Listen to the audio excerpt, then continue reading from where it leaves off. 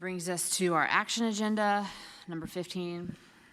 Action is necessary or appropriate on matters discussed in executive session. Do I have a motion? Mr. Hogan. I'd like to make the motion that we approve selected employment items shown in Exhibit A. Do I have a second? Second. Ms. Snipes, any discussion? Seeing none, I will call for the vote. All in favor? That motion carries 7-0. Any more motions from executive session? Ms. Snipes.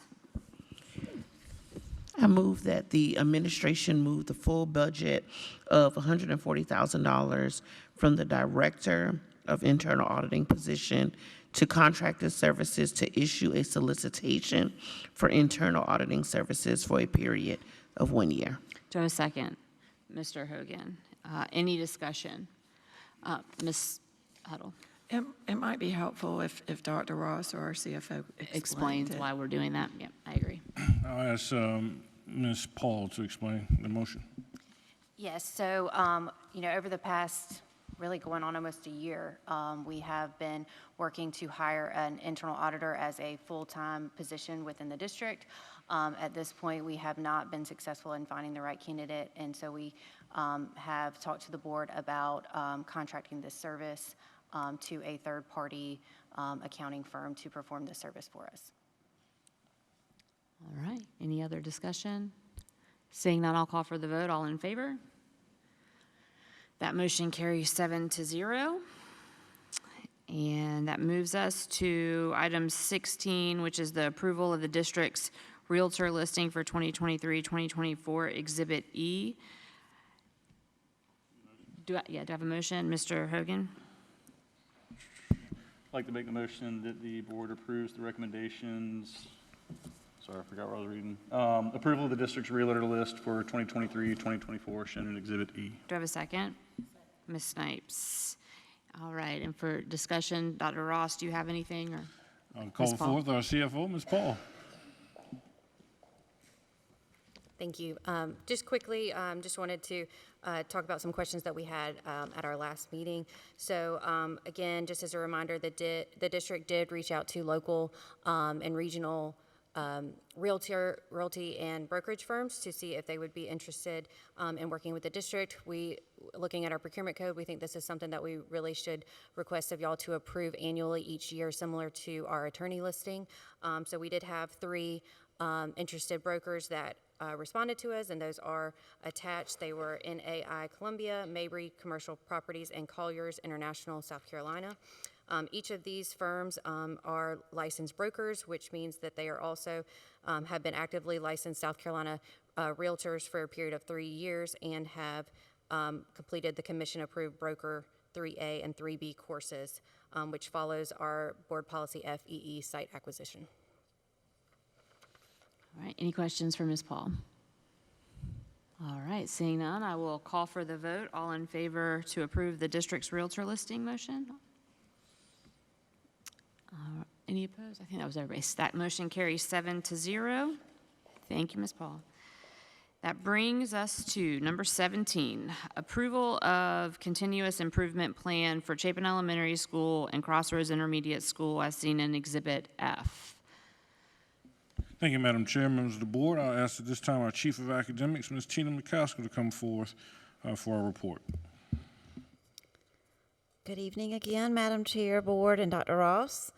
Tonight we will be talking about the state's, well, maybe I missed, there we go. Okay, we're going to talk about the state's requirements for underperforming schools. And with that, underperforming school is defined as a school receiving an overall school report card rating of below average or unsatisfactory. And we had 2 schools this year who were below average. They were Chapin Elementary and Crossroads Intermediate, according to their report card. According to the state, we are to notify parents of that in writing, and we did so on October the 27th. We're going to present a continuous improvement plan, and we get stakeholder input. So the schools, we've met with the schools have met with their SICs to get input from them. And then they're here tonight to get your board approval for their plans, and then we'll submit those plans to the State Department by January 15th. But once we have your approval, they'll go to the State Department later this week, actually. They'll go to the State Department. So I've got our principals here tonight so that they can talk to you about their plans. They are amazing schools, and they're doing amazing work, and I hope that you'll hear that in their time with you tonight. So I'm going to introduce Jess Hutchinson, who is here with Chapin Elementary School.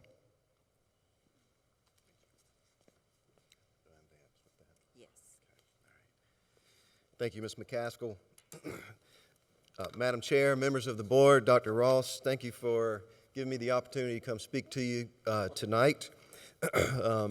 As Ms. McCaskill stated, I'm here to speak to you about the improvement plan that we have prepared and submitted. That advances? Okay, all right.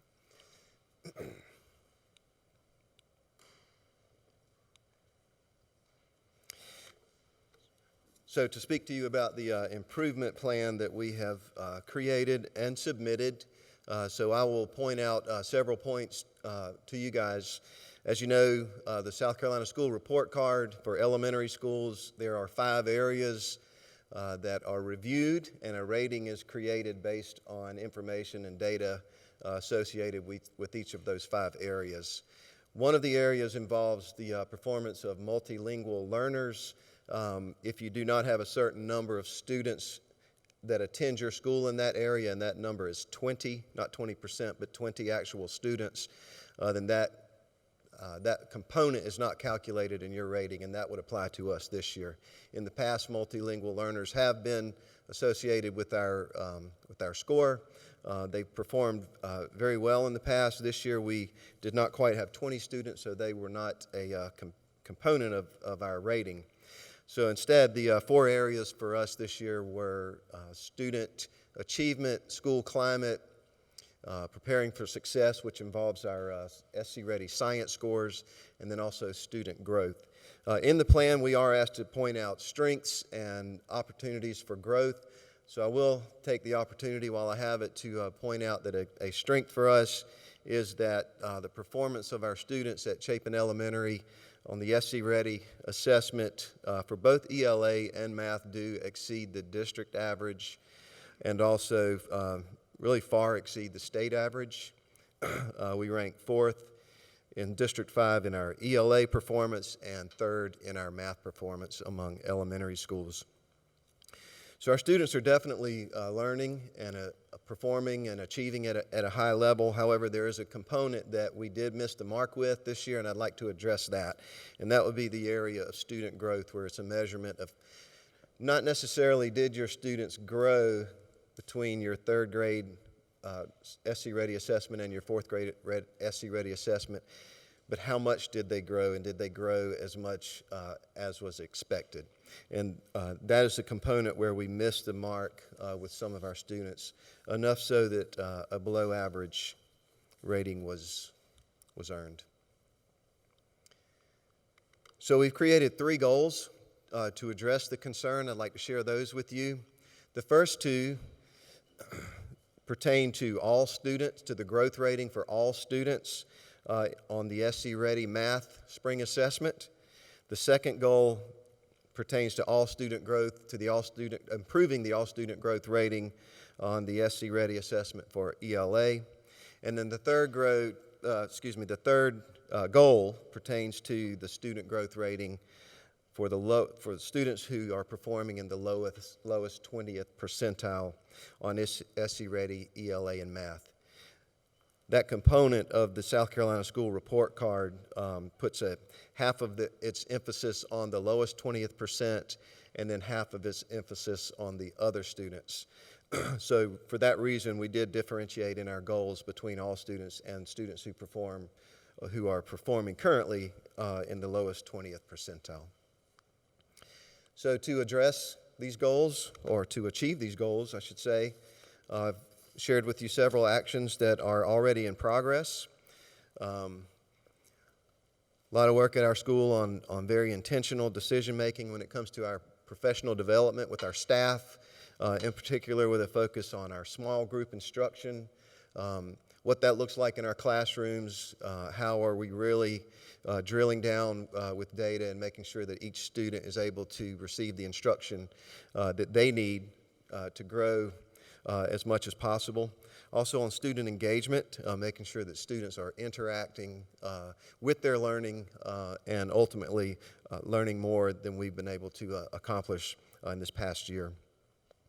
Increased tutoring opportunities. We have specifically targeted students who performed in the lowest 20th percentile as third graders in the spring 2023 assessment, SC Ready assessment. They attend after-school tutoring 2 days a week. There's that team of teachers is staffed with certified teachers that spend an hour, 45 minutes to an hour with those particular students. We have a very high attendance rate, so excited about that program, and I expect to see progress and results from that.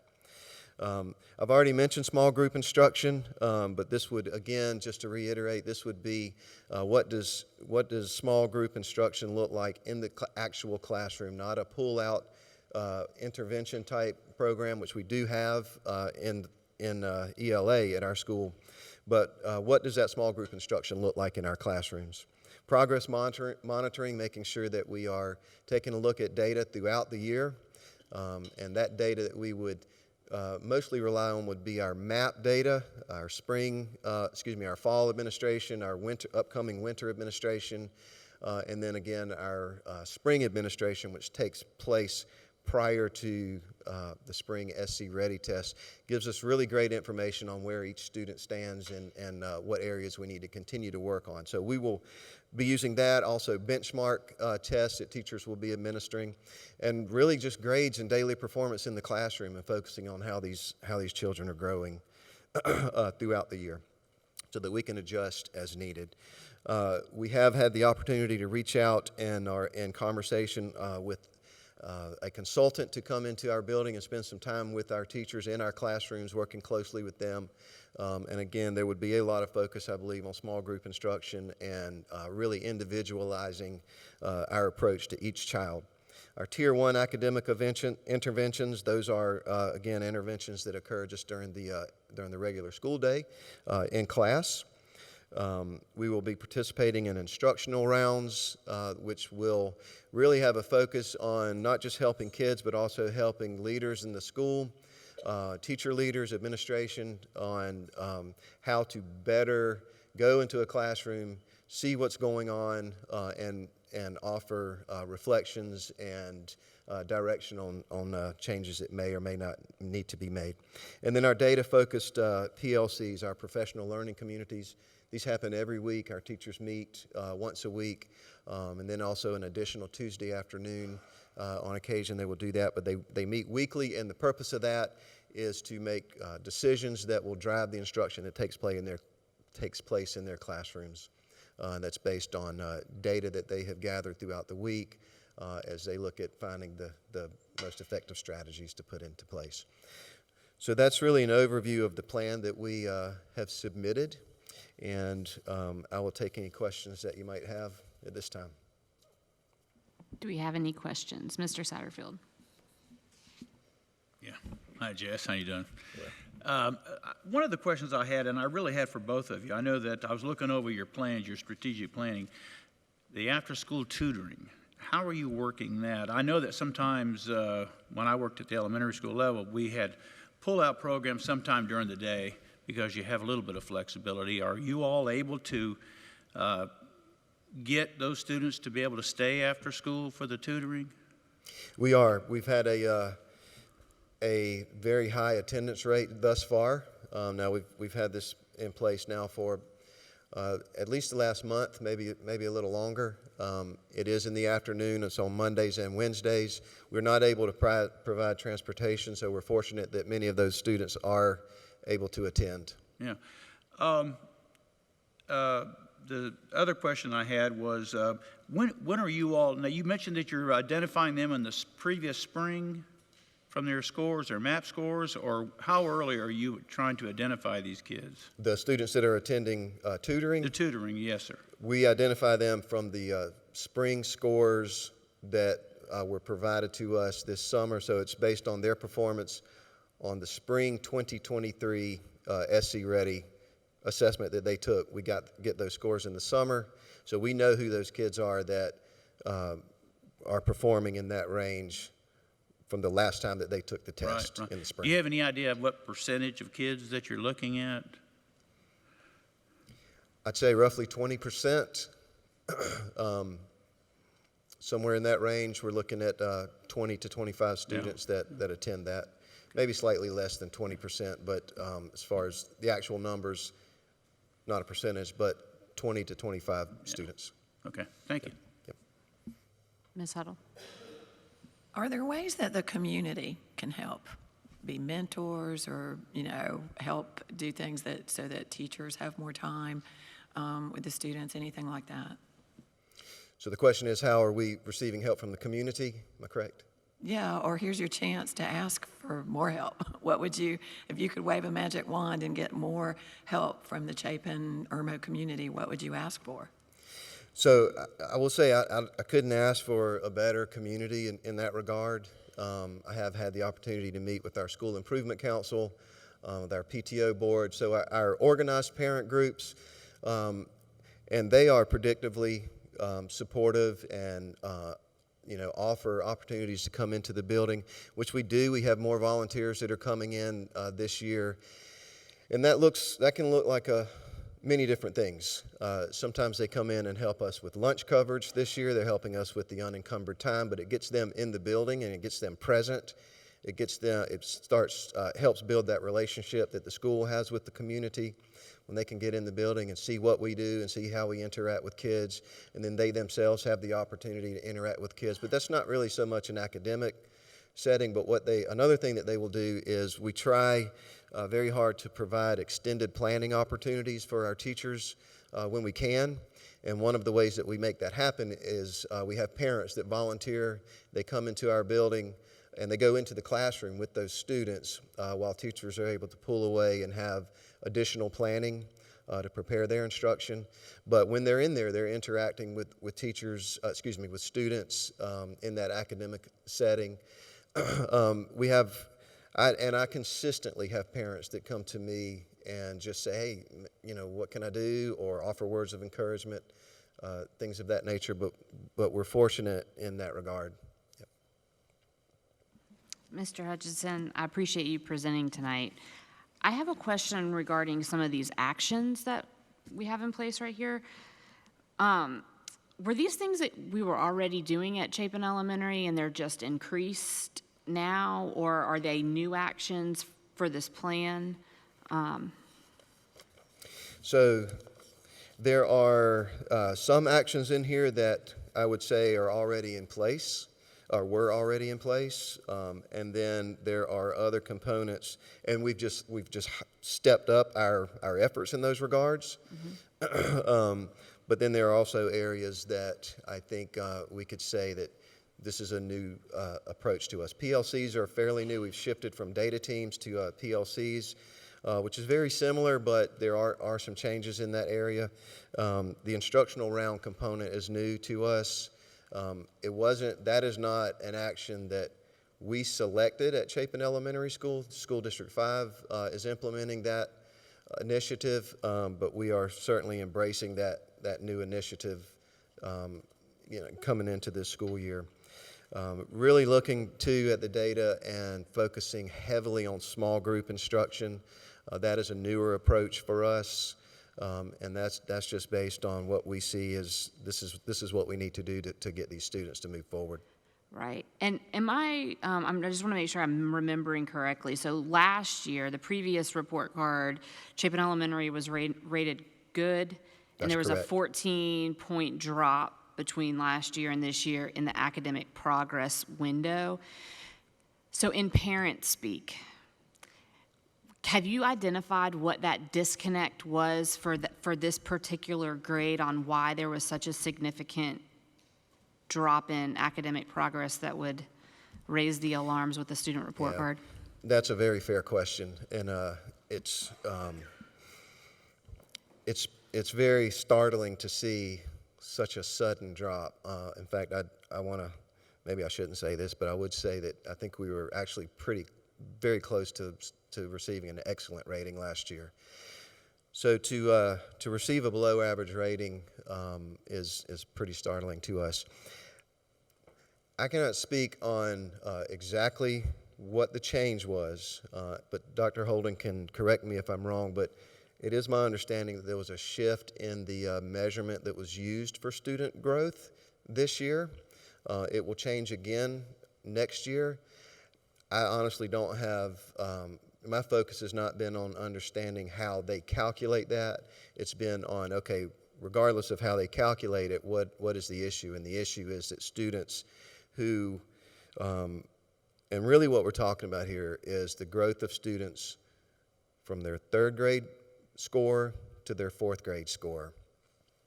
So we're not able to calculate that for third graders because there is no baseline data. They don't take the test in the second grade. So when we look at students that grow from third to fourth grade or lack of growth, and let me qualify this. Students are growing. It's just that to receive points that you need in that particular component of the school report card, you have to grow as an individual student at or above the average growth for students who started at the same number as you. And if I'm saying that wrong, throw something at me. Okay, all right. So we have been able to identify that that's the exact problem. We are looking at, and I will say this too, I want to make sure I say publicly that I do stand behind our staff at Chapin Elementary School. We have phenomenal teachers. I couldn't ask for a better, more highly qualified teaching staff than what I have at Chapin Elementary School. There's quality instruction happening in those buildings. Where I think we may have missed the mark is on the degree of progress monitoring that we've had in place between that test and the next test with that particular cohort of students. So that will definitely be a focus on that we will look at this year.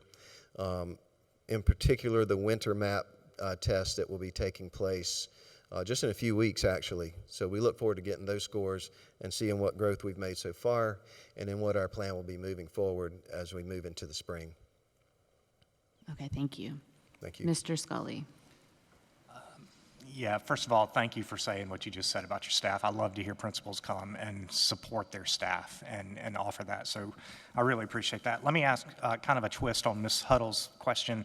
It'll be the same question, just in a different way. Is there anything that the board is doing that gets in your way of that inhibits your ability to meet your goals that we should perhaps change? Well, that's a That's pretty a loaded big question. isn't it? I don't know that's a fair question for you I'm to not really answer. prepared for an answer to that this evening, but Can we I help? just would ask for your continued support and just, you know, it's a, I guess I'll say my fear as a principal of Chapin Elementary School that we see a rating like that, and it's just natural if we're not, you know, if community members or other folks aren't familiar with how that rating is created. You see a label, and that label sits on that school for a while, and that's really heartbreaking when you're able to see the type of work that happens every single day. Doesn't mean that we haven't, that, you know, we earned that score, and we will correct it. But I guess my primary request would just be to ask for your understanding that we are working very hard on this, and ask for your support. And I'll look forward to celebrating in the spring when we see that we've made progress in this area. Thank you. I don't know if you can answer this question or if this is a Dr. Ross question or a Dr. Holden question, but when you look at the Chapin Elementary model, which is a K through 4 model, and the progress is only measured between third and fourth grade. If there was a fifth grade in your school, would that have impacted the academic progress for your students? Would that have rounded that number out? Is there an unfair playing field with the third, fourth, and fifth at one school in another cluster or third, fourth, and fifth in the Chapin cluster? It might not. I honestly, I'm just curious. I couldn't say that for certain, but I would say that also is a fair question. If we had additional students where we weren't relying on the performance of a fairly small cohort of students and their performance, it's a lot to ask of one group of students. I mean, they're not aware of it, but they're doing the best that they can. But Right. I think that would potentially have had an impact. And I Dr. don't mind Holden, saying if you- again that You can speak to that from a district lens. I know that Jess has just a K-4 speak, but if you can see what we're seeing across the district at our K-5 schools. Absolutely. I think again, one of the issues there is when you add in another grade level, it reduces some of the instability that you see in a single cohort. Again, we know that Chapin Elementary School serves students all the way from pre-K through grade 4. And unfortunately, in the report card model, 3rd and 4th grade occupy the vast majority of the weighting, and 4th grade at Chapin Elementary School does. So if you add in one more grade level, you are going to see a reduction in instability that can be caused by single year fluctuations, single cohort. The other thing that would be perhaps more pivotal is not just 5th grade, but if you look at 2nd grade at Chapin Elementary School or 2nd grade across the district, we're seeing phenomenal results on our MAP test, our measures of academic progress that we administer in the winter and the spring. Truly outstanding results at every school in 2nd grade. And we get no credit for that on the school report card because that's not an SC Ready assessment, nor are they taking SC Ready in 1st grade, so you can't measure student progress there. But that's another area where kind of we don't see that those trends reflected, and where adding another grade levels would help us because A, it reduces single year cohorts, but B, that speaks to more broadly the need to find measurements that reflect the broad work that is being done in a school from pre-K through 4, or in the cases of our district, pre-K through 12, that it can seem daunting and in some ways impossible to find a way to measure everything we're doing, and that is likely to be impossible, but finding other ways to represent the successes that Chapin Elementary School or other schools are seeing in those grade levels that are not currently incorporated into the accountability model, the school report card rating model. Yeah, thank you. Any other questions for Mr. Hutchison? Thank you very much. I Thank you for your appreciate time. that.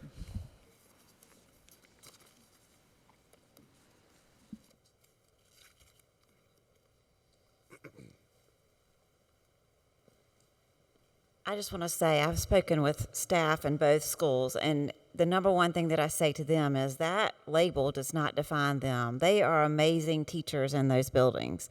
And every one of them that I've spoken to, I've said, so why do you come to school every day? And every one of them say they come to school for students. And then we talk a lot about, so I know somebody asked, like, what are you doing differently? And really allowing teachers to understand, they get caught up in this pacing guide thing that I'm supposed to be here on this day or here on this day. And I tell them, you're teaching students. You're not teaching a curriculum. We're teaching kids. You may get a day or a week behind on that pacing guide, but we're teaching students, and we're teaching to the needs of those students. And I think them hearing that over and over and being able to give them that just belief back to what they believe in and what they come to school in is going to allow them to do what they know is best. And so I just want to say that because, Mr. Scully, you are absolutely right. Our staff is amazing. And so I never want that not to be said. So before I introduce Dr. Doty, I just had to make sure that that was clear as well. So Dr. Doty, I'm going to turn it over to you. You do click here underneath. Okay? Yeah, underneath. Here, hold it. Okay. Good evening, Madam Chair, members of the board, Dr. Ross. Thank you so much for having me. I am excited to, whoops, I knew I was going to do it wrong. Okay, to tell you about the goals in our improvement plan. What you see in front of you is sort of a summary of the goals that are in our plan. The first one is about our AVID implementation, and that is an area where we are working with AVID to implement high engagement strategies around literacy. AVID stands for Advancement via Individual Determination, and their focus is on college and career readiness and making sure kids are implementing skills such as collaboration, critical thinking. We're focusing on writing and literacy skills. This is our first year So this is our learning year. We're providing teachers with professional development. We have somebody coming out 6 times this year and providing professional development with our teachers from Avid. We are sending a leadership team to the national conference later this month, and then in June, we will send a group of teachers to their summer institute. And so that is the first place where we are working on looking at how we can implement those strategies across our entire school. I did it wrong again. Our second goal has to do with our ELA and MAP scores, and we are working on increasing our achievement in both of those areas. So our large focus is on small group learning. We have professional development built in to our Tuesday planning for professional development around small group. We're also implementing a book study, and we're doing that through professional development days that we've built into our calendar. So each of our teachers will meet as a department. They'll have PD days built in. We've got subs set up for them so they can have an entire day of learning around small group. We will look at unpacking standards, focusing on the learning continuum from NWEA and how to utilize that data to plan small group instruction in their classrooms. And each teacher has 2 days built into the calendar to do that this year. We are also have assigned our academic interventionist and a teaching assistant to our math department to push in and help with that small group learning, as well as work with individual students if they need it in those classrooms. We have also done that with our literacy lab teacher. She teaches half a day, and the other half a day she pushes in to the ELA classrooms for the same reason. And we have focused those resources on the classrooms that have the majority of our students who fall in the lowest 20%. So they've identified where those students are in the building, and that's where they're focusing their attention. And then we have common planning for all of our teachers by department, so they can meet as PLCs. They have a designated time every Thursday to meet, and we attend that as the leadership team to help kind of support them and guide them and coach them through those PLC conversations. And then lastly, we have reorganized the way that we are doing our RISE time. Excuse me. RISE is our behavior expectations, respect, integrity, service, and excellence. And every student in our school is placed on a team, and within that team they have RISE time. They meet every day for 25 minutes and once a week for 45 minutes, which we call iRISE, and that's iRISE is for intervention RISE. We've restructured that time, and the goal here is to help our kids to feel connected while they're with us at Crossroads and to improve their beliefs and feelings about feeling connected at the school. And so we have team building built in. We have a book study that we're doing on Fridays. We have DEAR, Drop Everything and Read, and then our character lessons. And then once a week, we've implemented, as I mentioned, iRISE. And this time is for intervention. This first semester, we focused on AVID lessons, AVID advisory lessons, on collaboration, team building, and organization. And starting second semester, we'll continue that for some of our students, and we will do small group math pull-out for others who need additional support in math. And that is the last of our goals. So I'm here to answer any questions you might have. Do we have any questions? Mr. Satterfield? Yes. Just for my information, what elementary schools are feeding Crossroads? We have 10 feeder schools. Yeah, So, say it again. 10 feeder You have schools? 10 feeder schools. Correct. Are you all, I know you're all, this sort of, the way it's all set up, it's sort of at a real disadvantage, in my opinion. Are you all able to have any conversation with the Elementary schools? the other schools about what you're getting and which students to place special emphasis on and which students are struggling, that sort of We do have collegial kind of some, thing? yes. So in the spring, our MTSS team meets with all of the elementary schools' MTSS teams and talks through the students who they have identified as having the highest need, whether it's behavioral or academic. And so we do start the year with a list of students that have been identified, and that's a starting point. It helps us with scheduling and things like that. Yeah. I know that a lot of the schools that are feeding you are schools that have a lot of transition. Yes. Students that come and go frequently. I've not looked at your scores over the years. Do they fluctuate greatly, or is there, are they kind of steady? Have they been kind of steady in the past? I'm just curious for Yeah. my own. I can only speak to the last few years. This is my 4th year at Crossroads. My first year we didn't test because of COVID. So They've been fairly steady in the last 3 years. We had some growth in ELA between last 2022 and 23, some considerable growth in ELA, but other than that, they've been pretty steady. I couldn't tell you before 2020. Yeah, okay. Okay, thank you. Any other questions, Ms. Huddle? I'm going to ask you the same question. How can the community, I'm sure you're already getting a lot of help, but Yeah. what else? What else can the community do to help you? I think we're always looking for adult mentors, people who want to come in and work with our kids, whether that's just to support them socially and emotionally, or even if they were willing to offer tutoring options, we're always open to that. We are tutoring students twice a week right now, and we're going to increase that second semester with some of our continuous improvement funds. But, you know, any help, we'll always take any help we can get. And if I may, I'd like to add one thing, and that is just bless you and all your teachers. I cannot even, I have two sister-in-laws that taught middle school, and there's a special place in heaven for all of you guys. And as a parent who raised two teenage daughters, I mean, and I've been to your school. You guys do a phenomenal job. And yes, 10 elementary schools, I don't care if they were, identical, and they're not, but it's just a challenge. And I think you guys have done a great job, and appreciate your going above to even say, here's some things we're going to do better or different or more. Thank you, I appreciate that. Ms. Barnhart? Just a quick question about the RISE program. What kind of, I've heard really good things about it. So have you seen a lot of changes within the kids and? Yeah, I'm hearing from the kids and the teachers that the kids are enjoying it. I had some parents on our SIC mention that their kids have come home and talked about it being their favorite part of the day. One thing that we've done with that is the kids' teacher, RISE teacher, is not one of their academic teachers, and that's intentional, so that they can have just a relationship with somebody that's non-academic. And so I think that has been a success. It's very structured, and everybody has appreciated that. So yeah, I think it's going really well. And then I'll just finish up by echoing Ms. Huddle's point. Thank you so much for all you do. I have my second kid going through Crossroads now, so we love it up there, and we love you all, so thank you so much. Thank you, I appreciate that. I appreciate that. I have one more question, and it's kind of a question like I asked Mr. Hutchinson. And it's really, I'm asking these questions because we get questions from the community about the schools. My question relating to Crossroads and it only being in the 6th grade, and we're measuring that academic progress number, how do you measure that academic progress with just one grade in 1 year?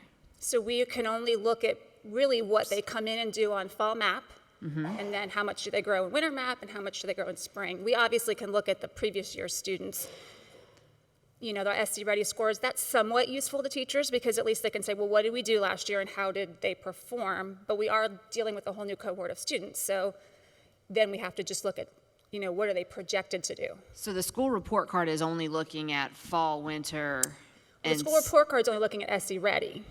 Right. So that's kind of what I'm trying to see. Like, I mean, from a data standpoint, when we look at the school report card and we're just looking at the 6th grade. Right. So are they looking at their 5th grade numbers? Like, how do you get, where does that growth number come from? I could pull 5th grade numbers and look at that. We'll do that occasionally, but.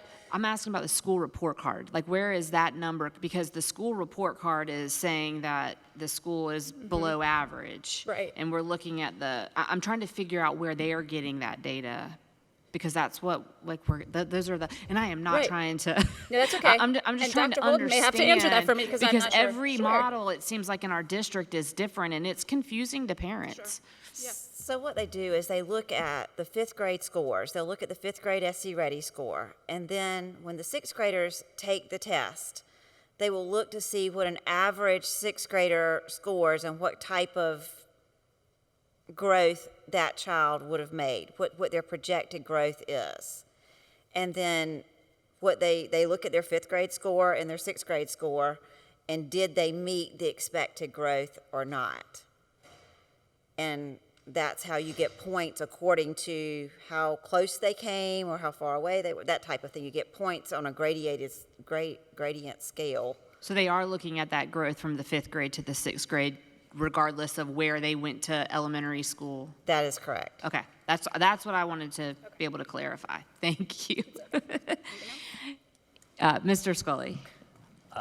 Yeah, I'm going to ask the same question that I asked previously. Okay. Oh my gosh. I don't expect you to answer it, but the point of the purpose that I really want to convey there is that my reception to having an answer to it. Yeah. Because just like I appreciate that you guys are not willing to hang your staff and teachers out to dry, I'm not willing to hang you out to dry. Thank you. We're in this together, and so we're going to work on it together, and that's the purpose that the point that I want to convey. Yeah, and I So appreciate that. I would feel say free. just like, I'm not going to say y'all are doing a wonderful job. Thank you for your support, and just know that, you know, as you've all stated, the report card doesn't tell the whole story. So I think that's what I would just ask, is just keep that in mind. That's all. I appreciate it very Thank you. much. Thank you. So that concludes our summary of the plans. We just ask for your approval of the plans at this time. Thank you. Do I have a motion? Yep. I'd like to make a motion the board approve the continuous improvement plan for Chapin Elementary School and Crossroads Intermediate School. Do I have a second from Ms. Snipes. Any discussion? Seeing none, I will call for the vote. All in favor? That motion carries 6-0. Ms. Barnhart has stepped out for the moment. Thank you very much, you Ms. very much. McCaskill. And we appreciate both presentations and the questions. Thank you very much. I want to say, if we go to the next slide, I want to thank Dr. Doty. I want to thank Judge Husserson. It's typically when we call principals to these meetings, we call them to celebrate their schools. But they usually handle the growth areas with their teams. To stand in front of the public and talk about areas of growth is amazing leadership. It's not easy. We know the passion that you have, and you're able to stand in front of the community and share the areas of growth. And we all have them. We all have them. And sometimes to appear that we don't is not good leadership. I just wanted to thank you and just really earmark the type of great leaders we have. You didn't blame anybody, didn't shift it, you owned it, but you have plans. I believe in you, I believe in your plans. Thank your teammates for being here, your team members for being here, and then just let your teachers know we all support from this position. So again, thank you for that amazing lesson in leadership, for that growth, to all of our support staff that stands behind them, for Mr. Giuliano, our Director of Elementary Ed, to Tina McCaskill and her endless supports, and to all those that we haven't named. Very good model in leadership. A lot of people stand when it's time to celebrate, but to illustrate what true growth leadership is in the growing season, I want to thank you for that and let you know we're proud of you. With that, Madam Chair, I'd like to call up our Chief of Student Services and Planning to discuss Gavin's Law. All right, do I have a motion? Mr. Hogan. I'd like to make a motion the board approves the second and final reading of new board policy JICFB, Gavin's Law implementation. I'll second. I heard Ms. Barnhart. I saw you, but I heard Ms. Barnhart first. All right, thank you. Dr. Harris, do we want to present, or? Is there any questions? Do we have any questions for Dr. Harris on the Ms. Huddle? I may have already asked this, but I forgot. Is there going to be a JIC FBR? We spoke with the School Boards Association, and currently there is not, but we did raise that area of concern and raise that question, and that was a response that we received.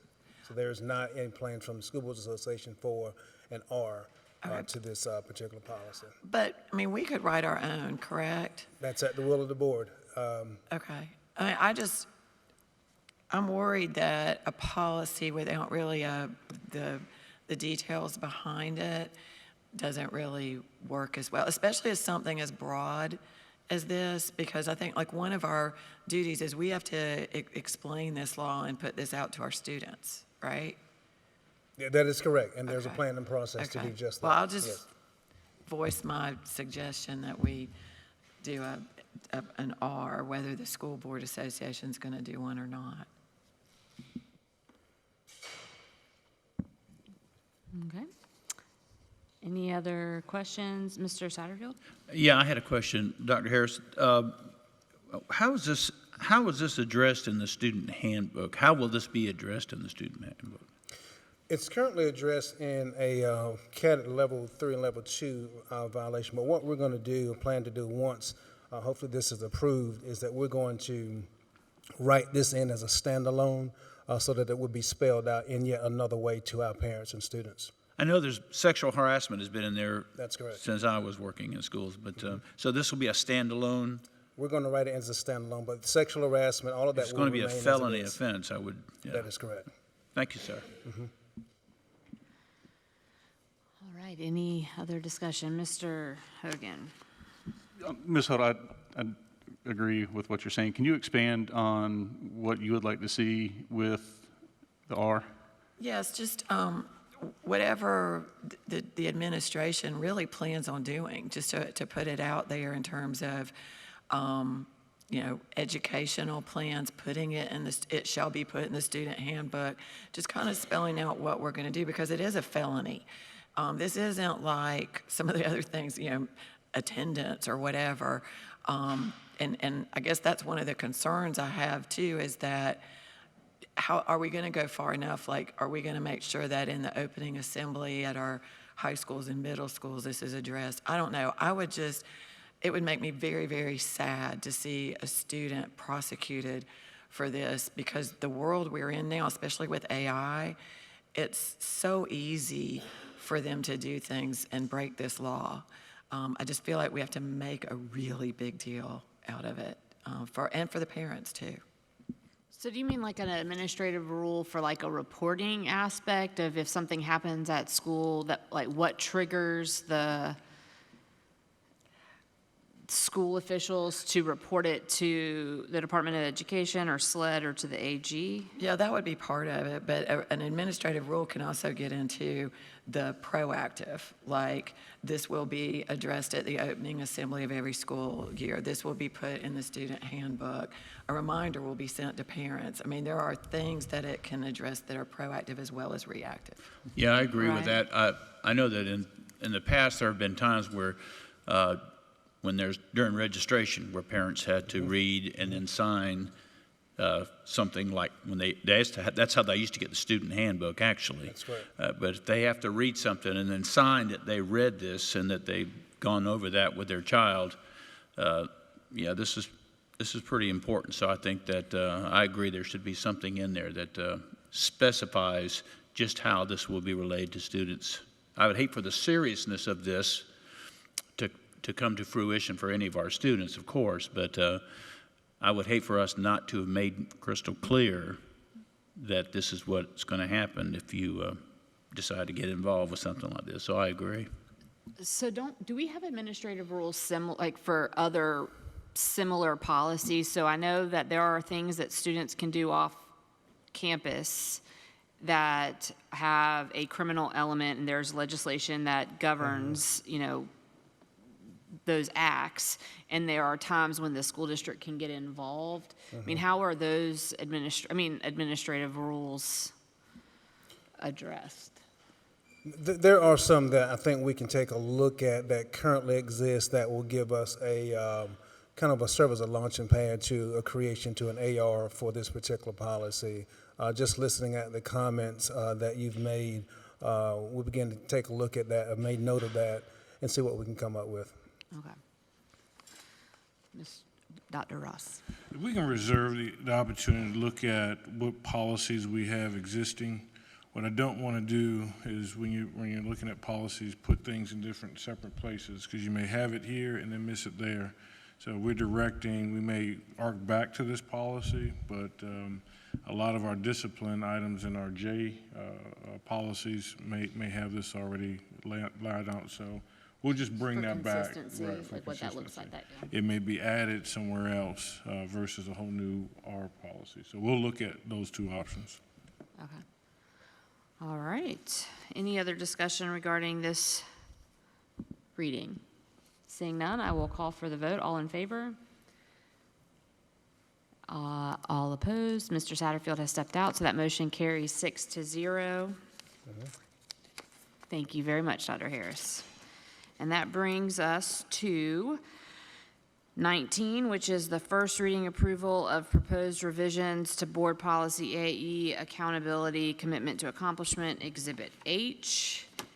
This is the policy that the board has been working on in the board workshop, and we discussed this at our last meeting, that needs to be updated. The last time it was updated was in 2005, 2006. It needs to be updated by January for our Cognia accreditation. And Dr. Ross, do you have any? Yes, Madam Chair, members of the board and our community, we bring for first reading approval the Board Policy AE Accountability and Commitment to Accomplishment. As we talked about, there are 30 standards as identified by our accreditation organization, Cognia. Standard number 6, I believe, is the standard that guides, is our board committed to the same commitments and vision and mission that we have outlined. We went through our board workshop to talk about the vision, the mission, and our goals. We had at our last meeting, Dr. Holden go through our strategic plan. That's our numerical way that we account for these goals.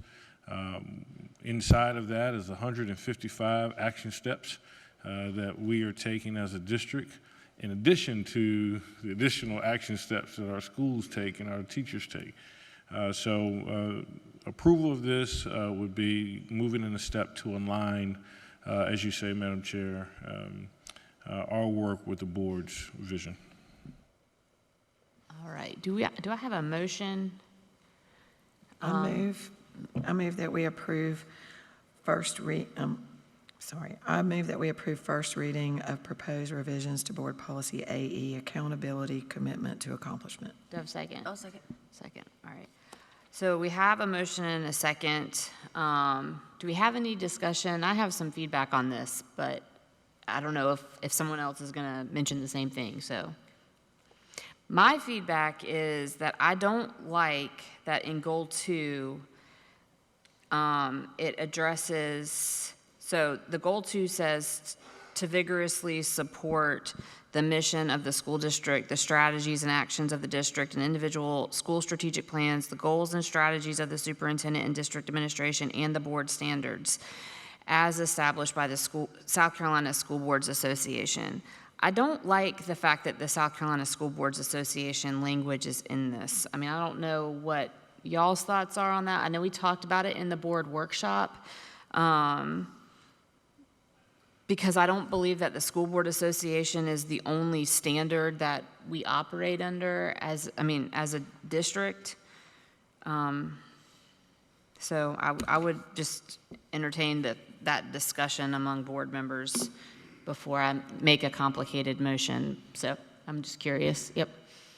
I mean, I agree with you because, for one thing, I'm not even sure they really have standards.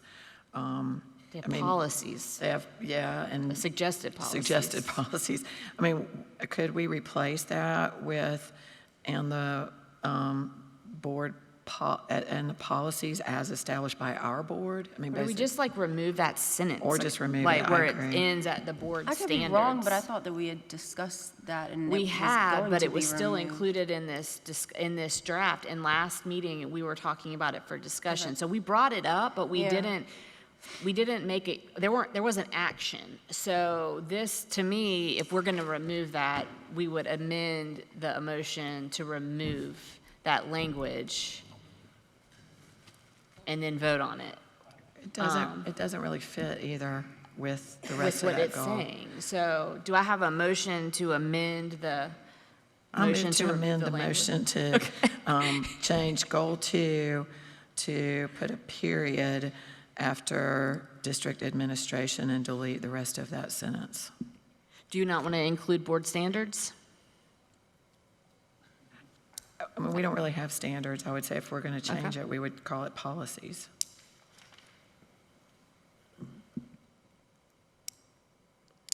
You don't have a second yet. So I'm kind of talking about it before you second it. Second. All right, so Ms. Huddle's motion was to the period after the district administration. The reason why I asked that question is this is the Board of Trustees' goals, so I feel like our board policies need to be in that language. But we have a motion on the floor, so now we have to vote on the motion. One So- comment, Goal 6 talks about our policies already, so. Okay.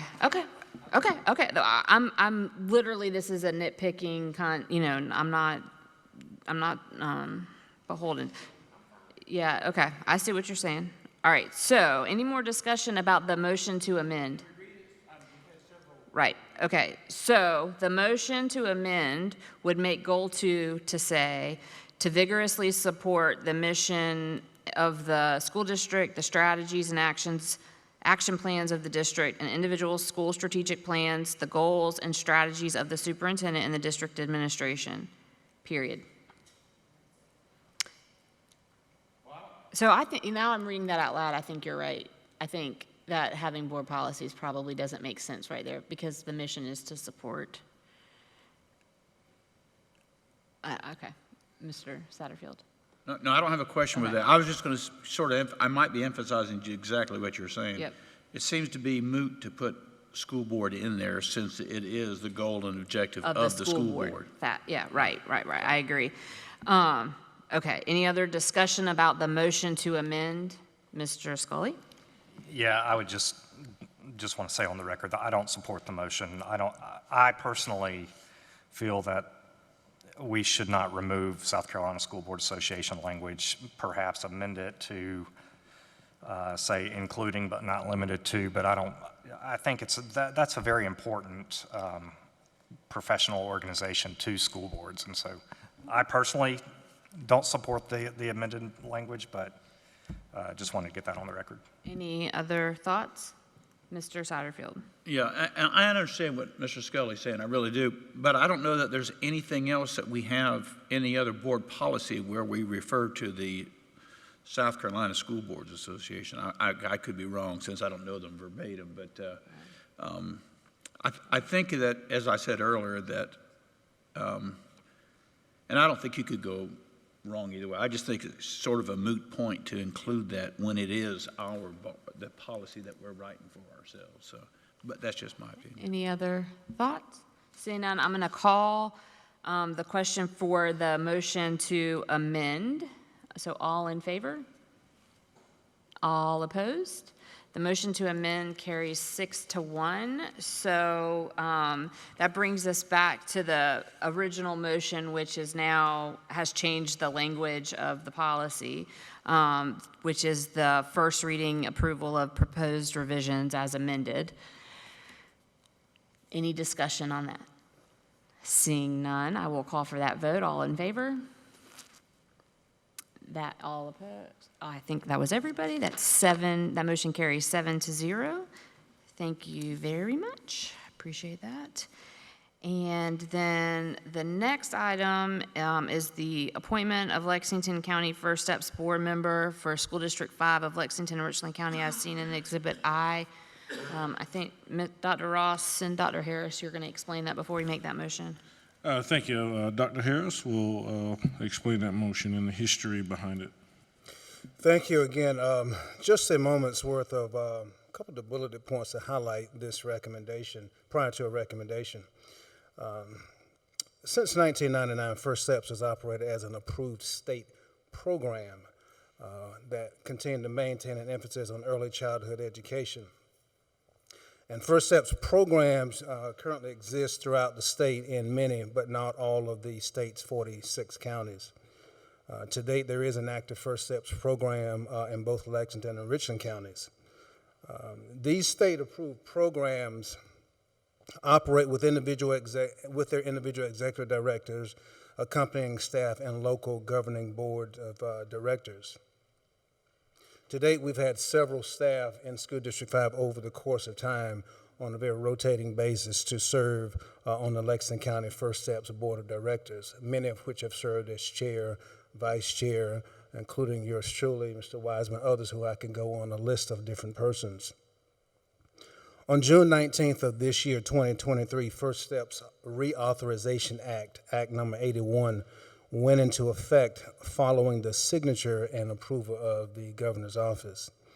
And essentially what this approval did was it reclassified South Carolina First Steps from a program to an actual state agency. And it was, as we understand, gained 100% or unanimous approval from both the South Carolina House and Senate. This law further amended the section 59-152-60 of the South Carolina Code of Laws, which outlines the actual structure of First Steps local partnering boards. Previously, heretofore, each of the school districts, 5 within Lexington County, within the coverage area designated an employee to serve as a member of the local partnership respective board. This new law now states that each public school board of trustees located within the coverage area shall now appoint one individual to serve as a member on the partnership board. Ms. Vicki Roberts is a family educator who currently serves in School District 5 as a family educator in our Rated by 5 family literacy program. And she's currently serving as a representative on the Lexington County First Steps Board of Directors. In speaking with her, she certainly has maintained an interest and continues to maintain an interest in serving, should that be the approval of this board. So we certainly look forward to that as being our recommendation on tonight. You have before you in your packet a letter kind of highlighting this change and this recent reauthorization by the Lexington County First Steps Executive Director, as well as a copy of the actual Act 81 that was approved June 19, 2023. And you also have a copy of the resume of the person whom we have made reference to on tonight, the family educator, Ms. Vicki Roberts. This is our recommendation regarding the appointment to the Lexington County First Steps Board for this afternoon or this evening. All right, do I have a motion? Ms. Huddle. I move that we appoint Vicki Roberts as the District 5 board member on the Lexington County First Steps Board. Do I have a second? Mr. Hogan. Any discussion from the board or any questions? All right, seeing none, I will call for the vote. All in favor? That motion carries 7-0. Thank you very much, Dr. Harris. Much appreciated.